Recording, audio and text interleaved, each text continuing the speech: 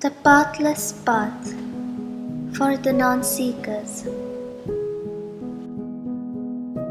While climbing up from the bottom to a mountain peak, through the dense undergrowth and slopes very steep, how would one judge where all the paths lead?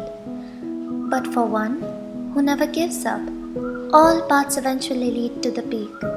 Also, there's one more quality of the successful kind. From the peak, everyone bends and looks down towards the valley. That seems to be the ultimate goal and accomplishment, isn't it? Likewise, for a spiritual seeker, one who has been striving to make sense of what is happening to him and how the world is functioning, how would he decide which practice or which observance could lead to his ultimate goal? How would he know what is it that obstructs the incoming light and what obstructs his vision? When you pay close attention to the objective of your spiritual endeavour, and you have been honest in your scrutiny, it is not difficult to find the befitting pathway. The confusion so far has been about identifying the real thief, one who has ransacked the sanctity of the temple in which you reside. Once this is settled, you will clearly see that all paths lead to surrender. Your sadhana, ritual, worship, morality, etc., if it is held in right earnest, it will culminate in your surrender.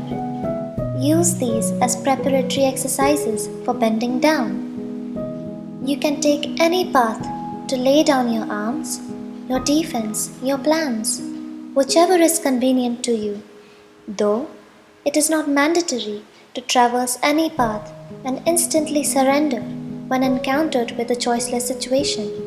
But your ego will not give up easily. So much has been invested in it. It has to fight until disarmed, defeated, and crushed. Otherwise, if you can bend without having to climb to the mountain peak, you save a lot of hardship and time. You can walk on the valleys effortlessly in the state of surrender and see the reality from close proximity, in more details, in a more heartfelt manner. Now here is the moot point, that is, to whom do you surrender?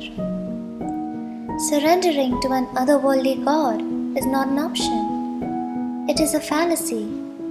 Rather, it is an escape route of your ego. Because surrendering is about you giving up power over others, accepting everything as manifestations of the divine, and allowing things to unfold without you forcing your will. Without clearing the clutters, you may not be able to access the Creator. Further, obviously, surrendering to an enemy would be far-fetched. So you can start from easier choices. It could be your father, mother, spouse, son, daughter, and then you can move on to plants and animals. As you become more flexible, you can include everyone and everything around you. Finally, stand in front of a mirror and surrender to yourself. Though it may sound silly or stupid, but do it and find out. You are more than what you think. Don't let your mind interfere in this process. Lie on the ground and prostrate. Do not complain. Do not confess. Do not ask for anything. You cannot negotiate your surrender in exchange for something, lest you run the risk of getting discarded for a premature attempt.